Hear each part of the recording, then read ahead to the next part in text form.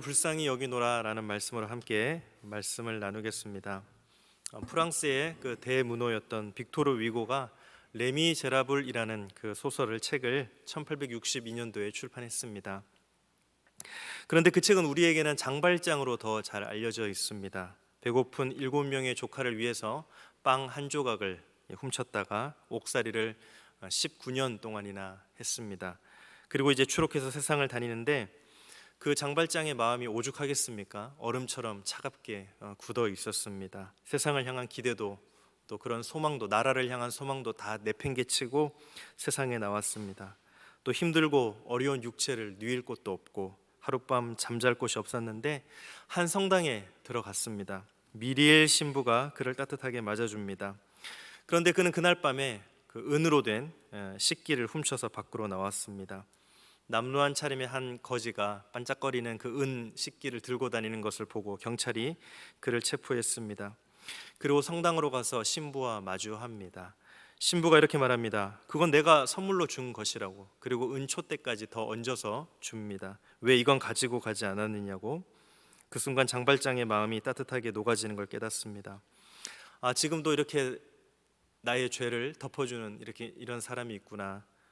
내가 이렇게 살아도 나를 이해해주고 또 덮어주는 이렇게 한 따뜻한 사람이 있구나. 그때부터 그 사람은 달라지기 시작합니다. 이름도 바꾸고 열심히 살았습니다. 나중에는 훌륭한 시장까지 되었습니다. 그리고 나서 그가 마음속에는 박애주의자로 살게 됩니다. 어려운 처지에 처해 있었던 판틴이라는 여성이 죽어가는 딸 코제트를 맡겼는데 열심히 돌봐주었습니다. 평생을 책임지고 시집 갈 때까지 책임을 졌습니다. 잘 돌보아 주었습니다. 이 레미제라블이라는 이야기는 결국 빅토르 위고의 평생의 자전적 이야기라고 할 수 있습니다. 그는 20대 때에 노트르담 드 파리라는 소설을 써서 프랑스 낭만주의의 대가가 되었습니다. 하지만 1848년 2월 혁명으로 그는 나폴레옹에 반대하는 공화주의자가 됩니다. 그때부터 그의 인생에 시련과 역경이 찾아왔습니다. 그는 그때부터 망명 생활을 해야 했고 길고 긴 망명 생활 동안 딸의 죽음도 경험하고 극심한 우울증에 빠졌습니다. 투옥과 추록을 여러 번 반복하면서 그 말대로 레미제라블, 비참한 사람이 되었습니다. 하지만 그가 인생의 밑바닥 비참한 사람이 되고 나니 똑같은 비참한 인생을 사는 사람들을 이해할 수 있었습니다. 그래서 그는 따뜻한 마음으로 그 소설을 집필했고 그 책은 수많은 세계인들의 심금을 울리는 그런 책이 되었습니다. 오늘 우리는 이 본문에서 예수님을 만나는데 예수님 또한 우리에게 긍휼의 마음, 따뜻한 마음, 불쌍히 여기는 마음을 가지라고 말씀하십니다.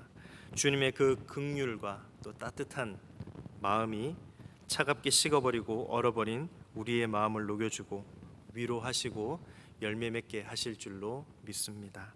성경을 가끔 보다 보면 성경에 똑같은 이야기가 혹은 비슷한 이야기가 반복되어서 나타날 때가 있습니다. 그럼 우리는 이렇게 생각합니다. 왜 이렇게 똑같은 이야기를 2번씩, 3번씩 반복할까? 한 번만 해도 충분히 납득하고 이해할 텐데 그렇게 생각합니다. 하지만 우리의 시각을 좀 바꾸어서 생각해 보면 중요하기 때문에, 너무 중요하기 때문에 하나님께서 한 번이 아니라 여러 번이라도 말씀하시는 것입니다. 오늘 우리가 본문을 읽어가다가 보면 이 본문 어디에서 읽었는데 봤는데 하는 생각을 하게 됩니다. 마가복음 6장에 거의 비슷한 본문이 나오기 때문입니다. 마가복음 6장은 흔히 말하는 오병이어 본문이고 오늘 본문은 칠병이어 본문입니다.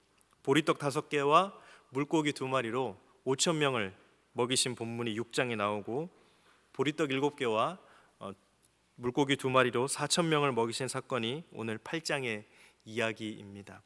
숫자만 조금 다를 뿐 내용은 거의 대동소이합니다.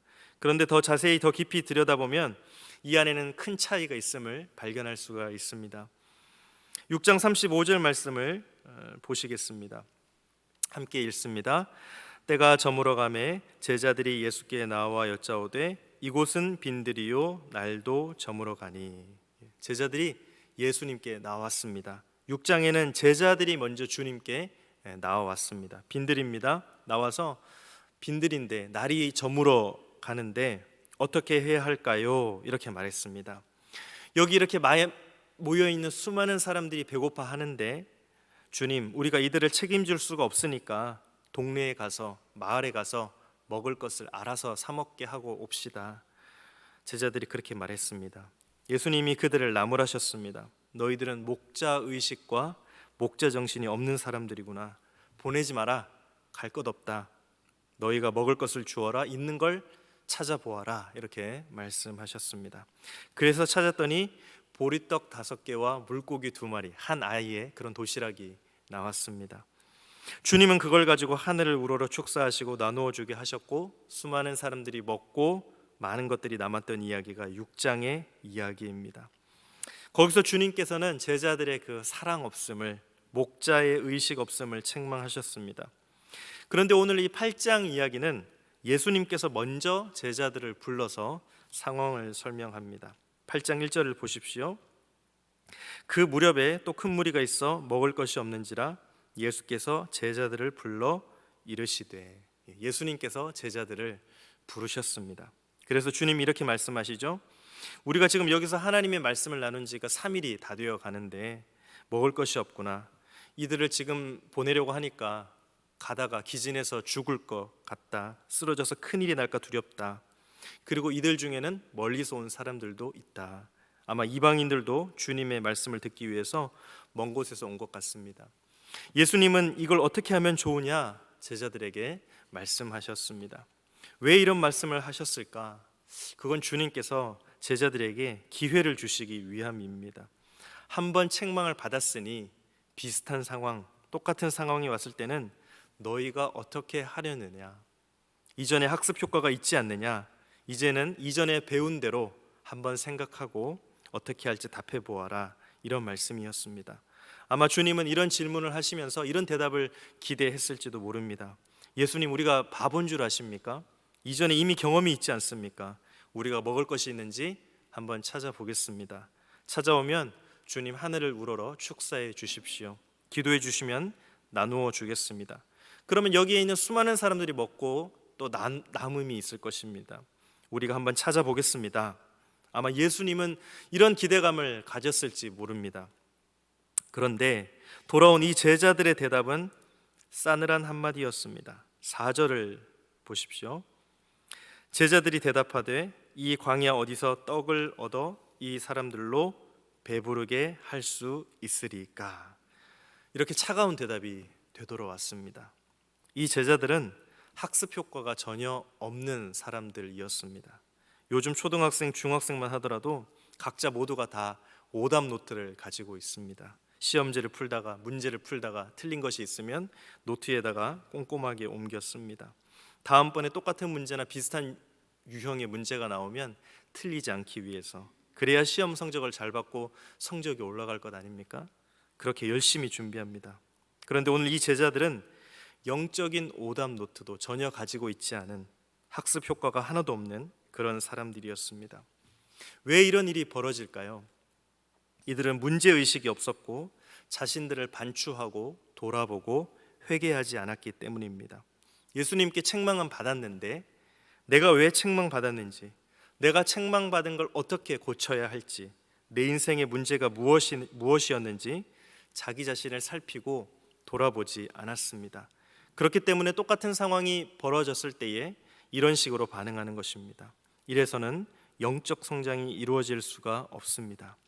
문제가 있으면 한 번은 실수하고 한 번은 실패할 수 있는데 그 실수와 실패를 딛고 일어서고 자신의 잘못을 반추하고 회개해야, 그래야 더 나은 사람이 될 수 있는 것입니다. 우리 예수님께서는 한 번의 실수나 한 번의 실패로 사람을 판단하지 않습니다. 너는 그거 잘못했으니까, 너는 원래 그런 사람이니까, 그런 존재야. 그리고 책망하고 그를 완전히 낙인 찍지 않습니다. 비슷한 상황을 또 한 번 만들어 주십니다. 똑같은 상황을 만들어 주시고 이제는 좀 나아졌겠지, 이제는 좀 좋아졌겠지, 이제는 회개하고 돌아섰겠지. 주님은 그런 기대를 가지고 우리 인생을 달아보시고 우리를 도와주시는 분이십니다. 주님께서 또 한 번 기회 주실 때, 한 번 더 은혜 주실 때, 그때 돌이켜서 하나님, 이제는 제가 2번 다시 넘어지지 않겠습니다, 그렇게 딛고 일어설 수 있기를 간절히 바랍니다. 똑같은 제자들인데 회개하지 않고 돌아서지 않았을 때는 이런 일에 다시 한번 넘어지지만 회개한 이후에 제자들은 달라졌습니다. 예수님이 체포당하시던 날 밤 베드로를 비롯해서 모든 제자들이 주님을 다 떠나버렸습니다. 베드로는 심지어 한 어린 여종 앞에서 주님을 3번이나 부인했습니다. 맹세하고 저주하고 그리고 예수님을 부인했습니다. 3번이나 부인했습니다. 그런데 닭이 3번 웁니다. 그러자 베드로가 눈물로 회개했습니다. 내가 예수님의 말씀을 듣고 그때 회개하고 돌이켰어야 되는데 눈물로 회개했습니다. 다른 제자들도 마찬가지였습니다. 예수님 십자가상에 남은 제자들은 단 하나도 없었지만 그들은 돌이켜 주님 앞에 회개했습니다. 나중에 사도행전 12장에 보면 비슷한 상황이 또 발생합니다. 초대교회가 핍박과 위협을 받고 있습니다. 요한의 형제 야고보가 잡혀가서 순교당했습니다. 그가 죽었습니다. 옛날 같았으면, 옛날 예수님 시절 같았으면 제자들은 다 도망가 버렸을 것입니다. 아무도 한 사람도 남지 않고 다 도망갔을 것입니다. 하지만 도망가지 않습니다. 베드로가 담대하게 자리를 지킵니다. 베드로도 역시 체포당했습니다. 베드로가 잡혀도 사람들은 도망가지 않습니다. 함께 모여서 베드로의 석방을 위해서 간구하고 기도했습니다. 그 결과 성령께서 함께 하셔서 베드로가 성령의 이끌림을 받아서 감옥에서 나오게 되었습니다. 그들이 회개했기 때문에, 그들이 돌이켰기 때문에 똑같은 상황, 비슷한 상황에서 넘어지지 않았던 것입니다. 사탄은 우리를 향해서 계속해서 유혹의 미끼를 던집니다. 한 번 던져서 물지 않으면, 한 번 쳐서 넘어지지 않으면 똑같은 문제로 2번, 3번 혹은 그 이상 끊임없이 공략합니다. 요셉을 보십시오. 요셉이 보디발의 아내의 그 청을 거절했습니다. 동침하자고 하는 청을 거절했습니다. 한 번의 유혹을 물리쳤습니다. 하지만 그걸로 끝나지 않습니다. 어떻게 합니까? 날마다 유혹합니다. 날마다 동침하기를 청했습니다. 이 유혹이 1달 혹은 2달, 아니 그 이상 얼마나 지속되었을지 알 수 없습니다. 하지만 끝없이 끊임없이 유혹하는 그 사탄의 유혹에 요셉은 견디고 또 견뎠습니다.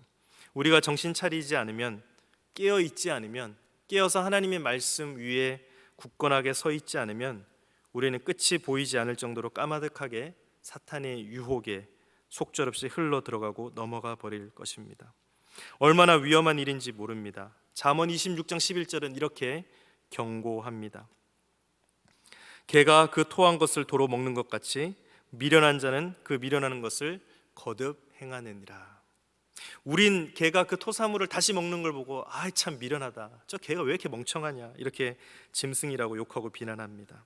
하지만 사람도 역시 마찬가지입니다.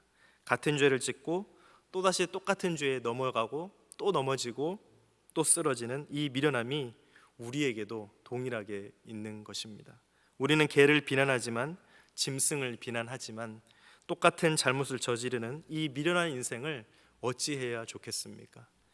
하나님의 은혜 아니면, 우리가 하나님 앞에 간절하게 회개하고 돌이키지 않으면 똑같은 기회를 주셨는데 하나님은 우리에게 다시 기회를 주시고 일어설 능력과 기회를, 판을 깔아주시는데 그 판을 발로 걷어차 버리는 어리석은 사람이 될 것입니다. 부디 하나님이 주시는 기회를 2번 다시 걷어차지 않기를 간절히 바랍니다. 예수님께서는 이렇게 제자들에게 한 번 더 기회를 주시면서까지 그들에게 바랬던 것이 있습니다. 무엇을 원하셨을까요? 2절 말씀을 보십시오. 함께 읽습니다. 내가 무리를 불쌍히 여기노라. 그들이 나와 함께 있은지 이미 사흘이 지났으나 먹을 것이 없도다. 내가 무리를 불쌍히 여기노라. 이 말씀에 답이 있습니다. 예수님께서는 여기 이 기진한 사람들을 보니 불쌍한 마음이 생겼습니다. 긍휼한 마음이 들었습니다. 사흘째 아무것도 먹지 못하고 말씀만 듣고 있는 이 사람들을 보고 있으니 예수님 마음이 뜨거워지고 간절해졌습니다. 무엇이라도 하나 그들에게 먹이고 싶은 그런 마음이 생겼습니다. 그것이 주님 마음이었습니다. 예수님은 이 마음을 제자들도 함께 가지기를 원하셨습니다. 그래서 제자들에게 이렇게 말씀하셨던 것입니다. 오병이어 사건 때도 목자의 마음을 가지기를 원하셨고, 칠병이어 사건 때도 긍휼히 여기는 마음, 불쌍히 여기는 마음을 가지기를 원하셨습니다. 하지만 제자들은 그렇지 않습니다. 광야 여기 어디에서 먹을 것을 찾아 그들에게 주겠습니까? 차가운 대답만 돌아왔습니다. 왜 그랬을까요? 왜 제자들은 그런 마음을 가지지 못했을까요? 긍휼히 여기는데 실패했을까요? 그들이 나빠서? 천성이 악해서? 아니면 환경이 그래서? 원래 그들이 생겨 먹기를 그렇게 생겨 먹어서? 그렇지 않습니다. 제자들 면면을 살펴보면 한 사람 한 사람 모두가 다 괜찮은 사람들입니다. 아니면 여기 이 가난한 사람들과 달리 제자들의 환경이 부유해서? 그렇지 않습니다. 제자들도 다 가난한 집안 출신 사람들입니다. 그런데 왜 이런 일이 일어날까요? 그건 자기도 모르게 제자들이 관리자가 되어버린 것입니다. 자기도 모르게 관리자 모드가 작동해버린 것입니다. 관리자가 가장 중요하게 생각하는 것이 무엇입니까? 관리자는 조직을 효율적으로 관리하는 걸 최상으로 여깁니다. 적은 걸 투자해서 많은 걸 얻어내는 것, 이것이 관리자의 최고의 가치입니다. 그걸 위해서 적절한 통제가 들어갑니다. 그 일을 위해서 통제가 들어가고 규제를 하고 규정을 만들고 규칙을 만들고 관리합니다. 그 일을 위해서 사람들을 적재적소에 배치합니다. 관리자가 최고로 생각하는 것, 꿈에도 깨어도 생각하는 건 효율성입니다. 사람들이 많이 모이면 관리하는 것이 당연히 필요합니다. 하지만 문제는 관리가 선을 넘어서는 곤란하다는 것입니다. 그 선이 무엇입니까? 불쌍히 여기는 것, 사람을 긍휼히 여기는 그런 마음, 백성들에 대한 열정과 뜨거운 마음을 가지는 것, 이 선을 넘어버려서 관리하고자 하는 마음이 긍휼의 마음을 잠식해 갈 때에 우리는 죄의 길로 들어서는 것입니다. 주님은 이것을 경계하셨습니다. 제자들은 누가 시키지 않았는데도, 누구에게 배우지 않았는데도 그들의 마음은 이미 관리자가 되어서 이들을 통제하고 관리하고 있는 것입니다. 이것이 얼마나 위험한 일인지 모릅니다. 관리자가 되면 사람들은 통제하려고 하고 관리하려고 하고 그 사람들에 대한 긍휼의 마음보다는 더 다른 마음이 생기기 때문에 주님은 이런 것들을 경계하시면서 절대로 가지지 말라고 말씀하셨던 것입니다. 우리는 흔히 사람이 변했다는 말을 자주 합니다. 저 사람 옛날에는 괜찮았는데 왜 이렇게 변했을까? 그렇게 생각합니다. 어떤 한 정치인이 초선일 때는 꽤 괜찮은 사람이었습니다. 지역구를 위해서 열심히 일도 하고 인품도 아주 좋아 보였습니다. 재선, 3선 그 이상을 거듭하다가 당대표가 되고 그 당을 책임지는 그런 자리에 오르게 되고 유력한 대권 주자가 됩니다. 그러면 사람이 변했다고 손가락질을 받습니다. 왜 그럴까요? 그건 그 사람이 탁월한 관리자로 변신해 버렸기 때문입니다. 당의 입장을 대변하는 사람, 진영의 논리를 대변하는 사람이 되어버리고 나라와 백성을 향한 그런 마음은 온데간데 없이 없어져 버리고 사람을 향한 긍휼한 마음은 없어져 버렸기 때문입니다. 젊은 목회자, 부목사일 때는 훌륭한 목회자였습니다. 담임 목사 초창기에도 그 사람은 믿을 만한 사람이었습니다. 시간이 지나서 사람들은 변했다고 말합니다. 왜 그런 일이 벌어질까요? 교회를 경영하고 운영하는 CEO 자리에 본인이 올라버렸기 때문입니다. 통제하고 효율적으로 관리하고 어떻게 하면 이 교회를 효율적으로 관리할까? 들어오고 나가는 걸 어떻게 통제할까? 통제하는 마음, 그런 관리하는 마음이 목회자의 마음을 가득 채웠기 때문입니다. 그 옛날 한 영혼 한 영혼을 붙들고 기도하고 그 영혼을 위해서 눈물 흘리며 애쓰고 기도하던 그 마음은 온데간데 없이 사라져버리고 이제는 어떻게 하면 이 조직을 효율적으로 잘 관리할 수 있을까? 운영할 수 있을까? 그 생각으로만 가득 차 있습니다. 그러니 긍휼한 마음이 관리하는 마음에 잠식당해 버린 것입니다. 집사 때는 참 좋은 사람이었는데 장로가 되고 나서 사람이 변했다, 그런 이야기도 많이 하지 않습니까? 왜 그런 일이 벌어질까요? 관리자가 되어버렸기 때문입니다. 장로가 되고 교회를 통제하고 관리하고 어떻게 하면 이 거대한 조직을 잘 관리할 수 있을까? 이런 마음이 사람들 마음속에 들어오니 직분이 사람을 변하게 만든 것입니다. 이런 일은 다반사로 우리에게 일어나고 있습니다. 우리 모두가 이런 책임에서 자유로울 수 없는 그런 존재들입니다.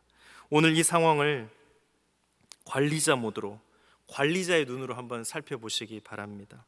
관리자의 눈으로 보면 책임질 일이 하나도 없습니다. 왜냐하면 예수님이나 제자들이나 사람들을 모으기 위해서 신문 광고를 낸 적도 없고 TV에 방송을 한 적도 없습니다.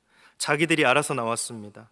알아서 나와서 사흘 동안 알아서 말씀 듣고 하나님의 말씀을 듣고 나올 때 도시락을 싸갖고 오든지 그러면 먹을 걸 가지고 오든지 해야 되는데 그건 그들의 몫인 것입니다. 제자들이나 예수님이 책임질 일이 아닙니다. 광야이고 제자들은 재정도 없습니다.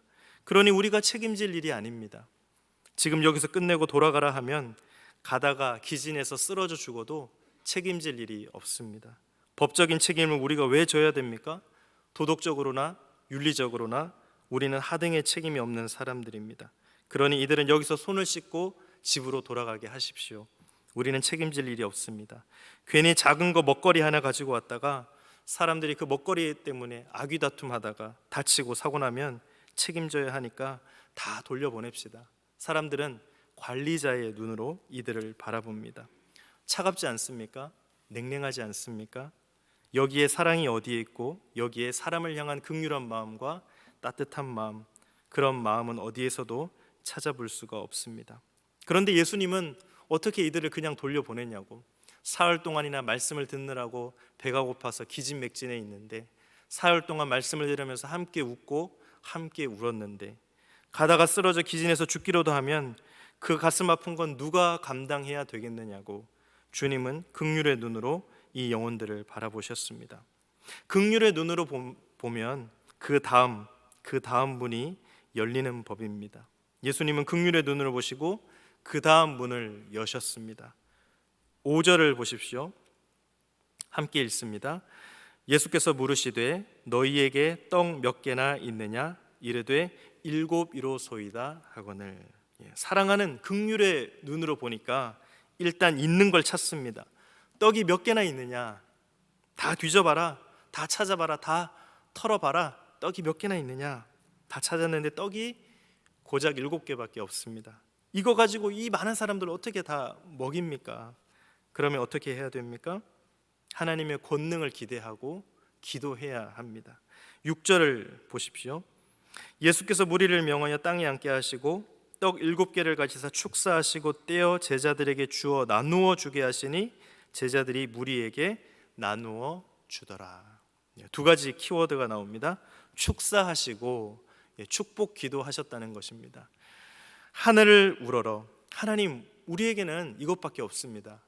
고작 떡 7개밖에 없습니다. 그런데 이들을 먹여야 되니 어떻게 하면 좋겠습니까? 권능을 주십시오. 능력을 주십시오. 은혜를 주십시오. 간구하고 기도한 것입니다. 기도하니 또 다른 문이 하나 열렸습니다. 이제 나누어 주는 것입니다. 7개밖에 없었는데 나누고 계속 나누어도 끊어지지를 않습니다. 남아있는 사람들이 다 먹었습니다. 물고기도 그리합니다. 7절을 보십시오. 또 작은 생선 2마리가 있는지라 이에 축복하시고 명하사 이것도 나누어 주게 하시니. 생선도 역시 축복기도 하시고 나누어 주게 하셨습니다. 긍휼한 마음을 가지면 그 다음 문이 열리는데 찾고자 하는 마음이 생기고 찾고 나면 기도의 문이 열리고 기도는 나눔의 문을 열고 그 나눔의 문은 4,000명이나 먹고 7광줄이나 남는 그 위대한 기적을 이루게 되었습니다. 하나님께서 우리에게 원하시는 것이 바로 이런 기적과 역사의 현장인 줄로 믿습니다. 하나님께서는 우리에게 차갑게 관리자의 마음으로 이제는 나는 책임질 필요가 없다, 나는 이제 두 눈 꼭 감고 생각하지 말라고 말씀하시지 않습니다. 하나님은 우리에게 예수님처럼 긍휼한 마음을 가지고 사람을 보고 상황을 보고 환경을 보고 이 나라와 민족과 우리 또 옆에 앉아있는 우리 사랑하는 지체들을 바라보라고 말씀하십니다. 긍휼한 마음은 하나님의 마음입니다. 하나님의 그 긍휼한 마음을 내가 가지면 하나님께서 우리에게 충분히 역사하십니다. 기적이 일어나고 역사가 일어날 것입니다. 긍휼한 마음을 가지면 그 다음에 문이 열립니다. 계속해서 문을 열고 나가면 우리가 마지막에는 상상하지도 못했던 놀라운 결론에 도달할 것입니다. 우리 모두가 그런 위대한 결과를 함께 보고 함께 누릴 수 있기를 간절히 바랍니다. 우리 시간 함께 찬양하고 기도하겠습니다.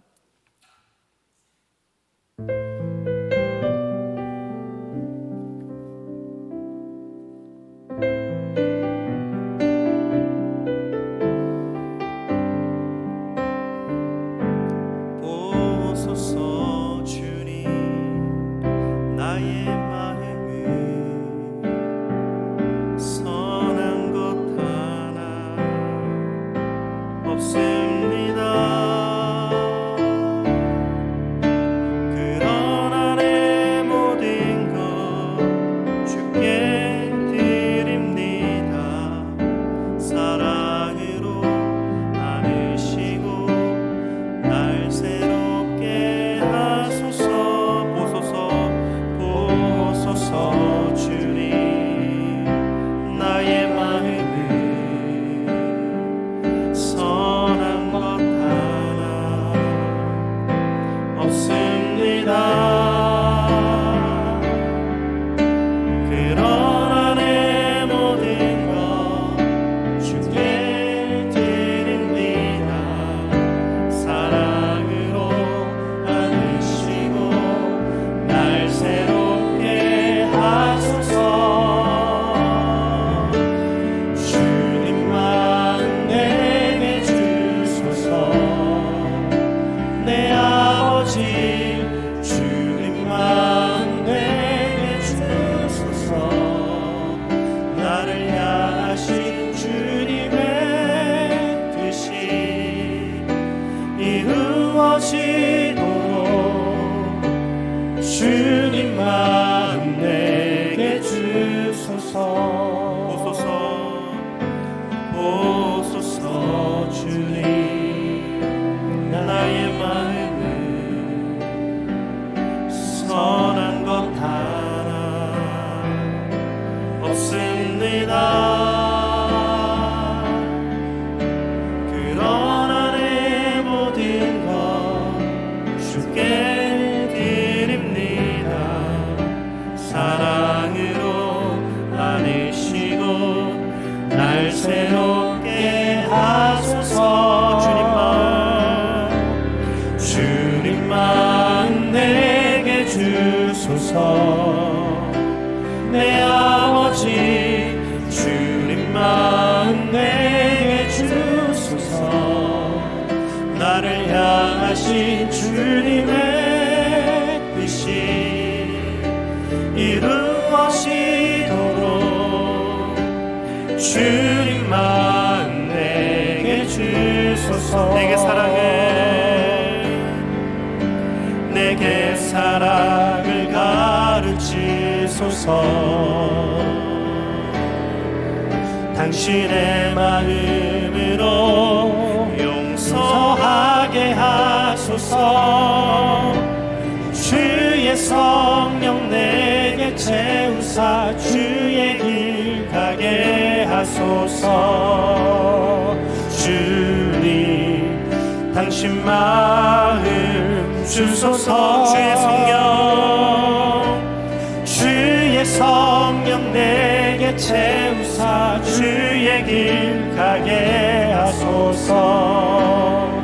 주님, 당신 마음 주소서. 주님 마음 내게 주소서. 주님 마음 내게 주소서. 내 아버지 주님 마음 내게 주소서. 나를 향하신 주님